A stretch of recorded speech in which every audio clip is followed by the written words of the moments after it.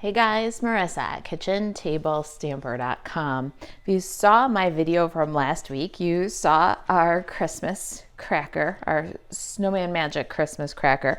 This is the cracker and treats box die.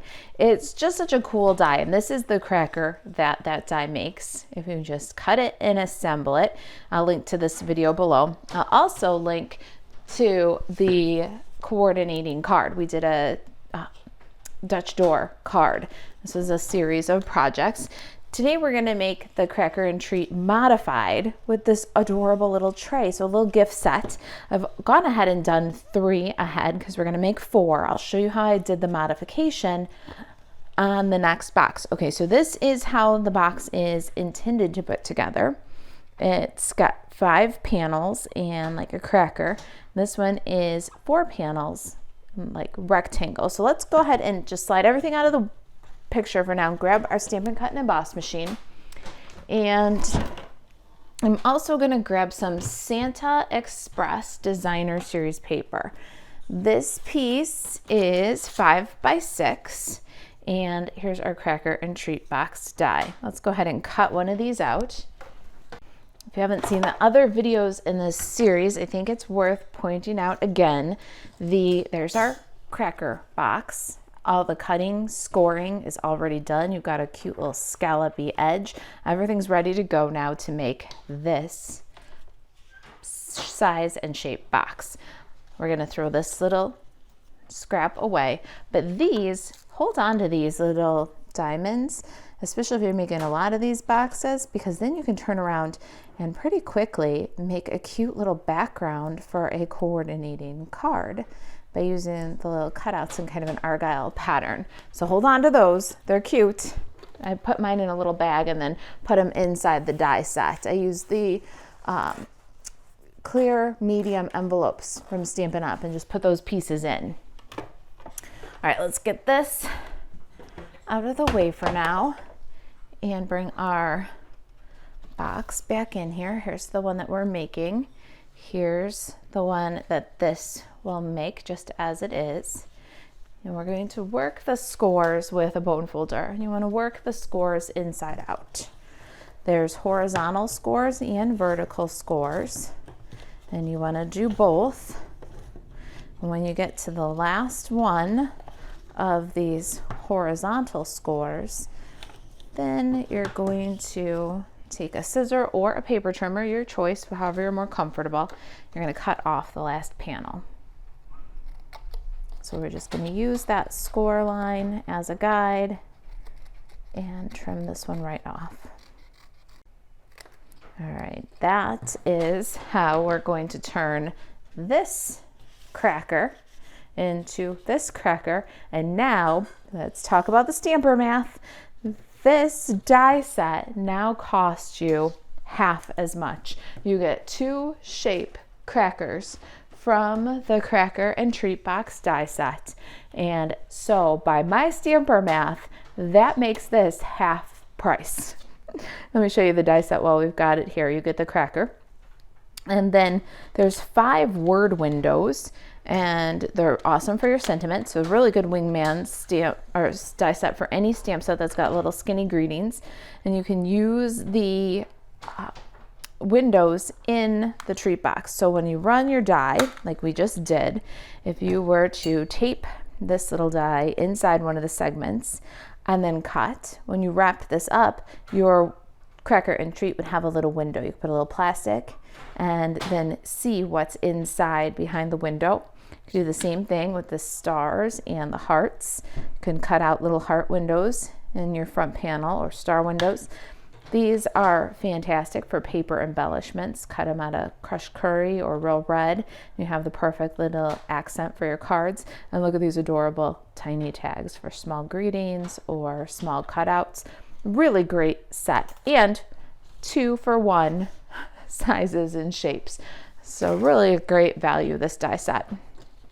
All right, so we've done our bone folder. We've worked the horizontal score lines. We've worked them well because we want any cracking to happen on our inside pattern, not on our outside pattern. Now let's work the vertical ones inside out also. now we're ready to assemble. Let's get some tear and tape adhesive. I find that's the easiest way. You can use liquid glue if you don't mind holding the segments. I'm going to go long segment and then a little bit on each of the tails. We're going on the outside pattern. It's important, put your adhesive on the pattern that you want to show when your box is all assembled. And you can do how you like to. In the previous ones, I took the adhesive off of all the segments. For this one, we're going to do just the center so I can show you the difference. And we don't want to fold these back and reverse because your design will crack. This is designer series paper and it scores real deeply, so that you could also make these easily out of cardstock. So just know you got a really deep score there and a printed paper. So don't fold backwards, just roll it to the square shape that you're trying to get here. Now we're going to line up the seam in that little diamond section and adhere. Then you can do the sides if you want to separate. That way it doesn't accidentally adhere with all your scallops in a jumble. I don't like my scallops in a jumble. I like to take a second and just line them up so it looks really nice on those ends. So peel the tape, line up the scallops before you burnish down. There you go, no jumbly scallops for us. Now that is the back of our box, so we're going to put that side down and bring some black baker's twine. You notice I did white baker's twine on this one. I'm going to try black baker's twine and see how it works. You can use a little knot of the gingham ribbon if you want to keep the gingham theme going. I'm trying to decide if one looks better than the other as far as a collection goes. I thought the gingham knots would be a little bit busy, but you can tie this up however you like. I was asking my daughter Violet, I said, Violet, do you have any of those little clear rubber bands from the Dollar Tree that you use in your hair? Sometimes when she does braids, she'll put a little clear rubber band from the Dollar Tree. She's like, I only got a couple left. She goes, you can have them if you want them. I said, no, let me see what the other twine looks like. But just a thought, and something that I was thinking about. So it's a little clear rubber band. So if you didn't want, as part of your design, to have knots or bows at each end of the cracker. And then I also know that they have the same rubber bands with different assorted colors, like neon colors. I'm going to continue with my snowman heads here. I got one of these Palmer assorted bags. You can get these usually at your discount stores, Walmart, Meijer, things like that. And I like this. They have little snowflake, like little snowballs. Let's see if my camera will focus on that. And little snowman heads. And the little snowman heads are just the perfect size. You can fit 4 in the modified cracker and 5 in the cracker as it's intended. So go ahead and just drop those little 4 snowman heads right in there. I know that it also fits a lip smacker or a chapstick either way, whether you do it modified or this way. I've heard that you could put 2 lint truffles in the standard size one. This one's going to be a little bit more narrow than that. They won't fit. So if you find what fits in these little cracker boxes, report back to us. We love to know. Our kitchen table stamper craft social is where we share all that stuff. I want to see what you make with the cracker and treat box and your Stampin' Up! Supplies, and report to us and let us know what you filled this little box with and what fits. This is a spoiler alert. The new Celebration catalog is available to demonstrators. So if you haven't thought about joining Stampin' Up, why not? Come join us. And this little tray was one of the samples in the Celebration brochure. It was an Easter sample and I could not resist. I had to get on it right away and make it with my brand new Snowman Magic Bundle. So now we've got our 4 little cracker treats.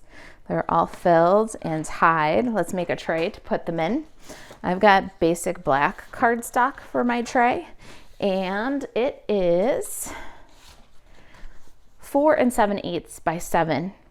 We're going to score all 3 sides at 3/4, or all 4 sides at 3/4 all the way around, and then trim according to the template. And that is how simple our little tray is.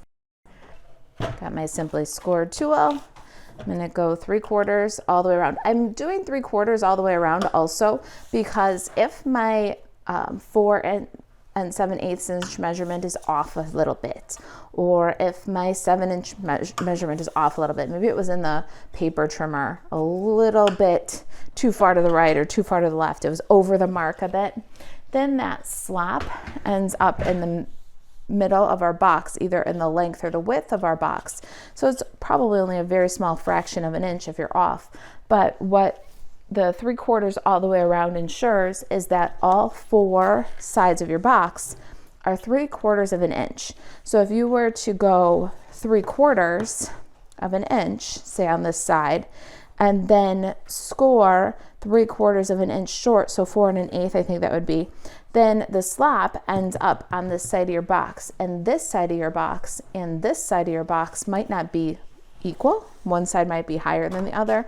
And it's just because we're not machines, you know, when we're measuring and cutting paper, sometimes you can be a hair one side or the other, and going 3/4 all the way around instead of doing the math to say, okay, 3/4 and 6 1/4. Yeah, the math is good, but then if the paper isn't exactly 7 inches, this side ends up either longer or shorter than this side. Understand? So there's a method to the madness, and I like to take some of the, you know, kind of boring moments when we're trimming out the score lines, or when we're burnishing score lines, to try and give you some of that why we do things the way we do things. All right, I'm doing my little darts and kind of debulking my glue tabs a little bit so that they won't be above the edge of the box. And what I'm doing is I'm making sure that the side of my box is nice and straight. So the long side, I cut a nice straight cut, take off the score line, and then cut that little bevel on the tab. And then I bevel this top edge too, from the edge of the paper to the fold, to the score line.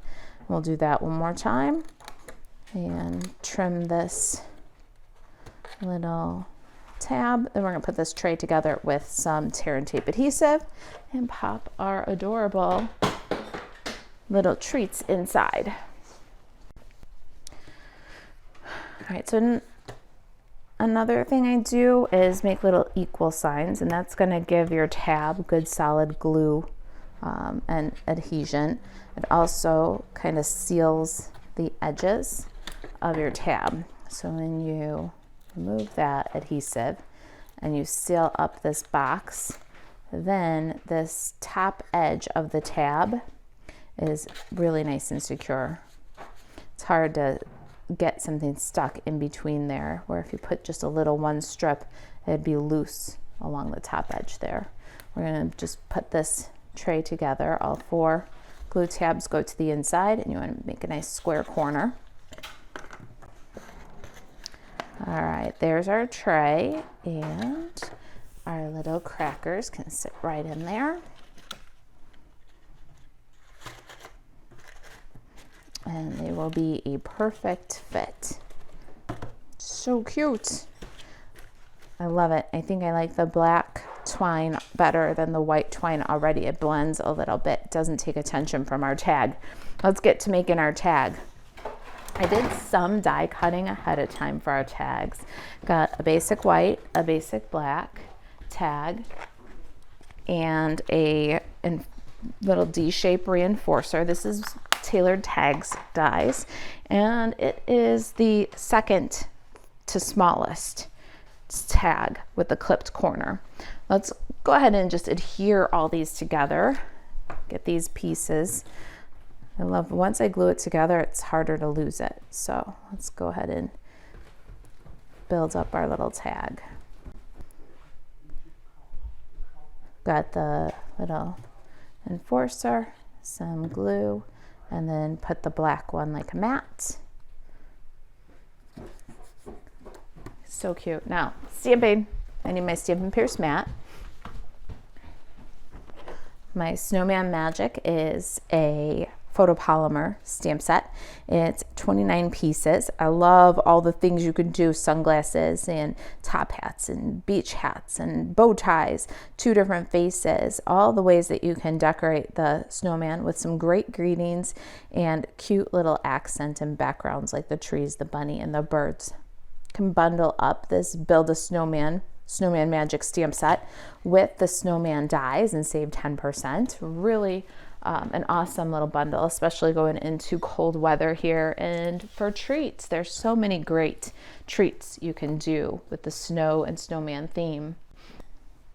All right, I've got Memento Tuxedo Black, Poppy Parade, and Shaded Spruce. Let's go ahead and build a snowman. I'm going to start there. I've got his little body, and we're going to do that one in Memento. And then his face. I love the 2 faces. The stamp set has a face that looks to the left and a face that looks to the right. So you can have snowmans that look towards each other. Super cute. And little buttons for the front of our snow guy. We're gonna do a scarf and hat and dress our little snowman up. Oh, there's something on my stamp. Got it. Let's do that one again. Better. And then the hat, I'm going to do Shaded Spruce. Got a little birdie here. That's all of our stamping for this project. Pretty simple. Let's clear away the ink pads.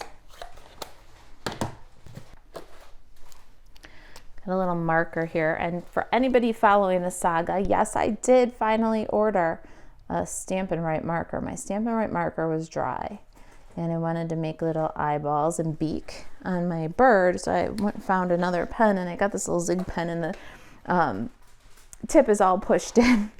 So it's been a whole saga going on since Coffee and a Mystery card last week. A little pumpkin pie nose. Let's grab our Stampin' Cut and Emboss machine, and we're going to do some die cutting.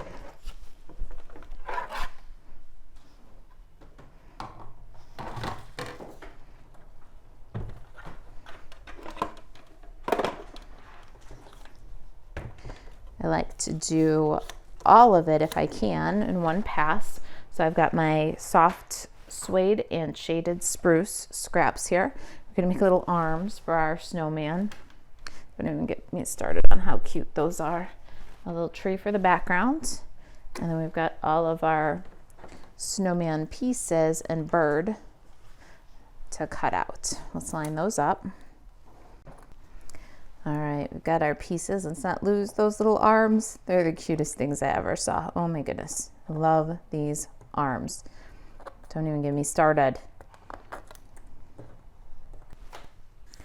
All right, here's our tag. We're going to need a little liquid glue and some dimensionals. I'm going to start with my tree, run a little liquid glue down the trunk, and add that to the tag. And then my little snowman arms, those are next. We don't want to lose them. I'm just going to hold the hand, put a little dot of glue, hold the hand, and another little dot of glue. Now we can bring our snow fella to the arms and pick them up. Really easy, and it allows you to kind of position the arms, gesturing however you want. I've got a scarf and hat. I like to put just a little bit extra, just a little bit extra glue on the scarf, and then pick up the glue with the edge of the hat. That makes a little less glue to go around, and everything stays a little tidier that way. If you're a sloppy gluer, think about that technique, trying that technique. Got my dimensionals here. I got just a little, maybe quarter piece on my bird, and then one that's cut in half. I like to do my snowman like this. Turn it over, and then I'll add a piece across the bottom of my snowflake or snowman in that biggest section, and then across the hat so that it holds the hat to the body. Just a little extra hold for that hat. We can add our snow fella and our bird in the tree. So cute. Bring our tray back in here and our sample. And now it's simple. From here, you're going to grab some ribbon of your choice. I have got black and white gingham. I've got it on the spool, and I'm going to wrap the box and tie the loose end over under the end that's on the spool. And I'm going to check this. What you want is your hand from the palm to your longest finger. Once you've got that, then you can cut the ribbon away from the spool, and you'll have enough ribbon to make a really nice bow. There'll be enough ribbon where you can tie and untie to get to the treats if you want to. And then we're going to go both ends through our tag and tie a bow. You want to thread from the back to the front and pull that nice and tight.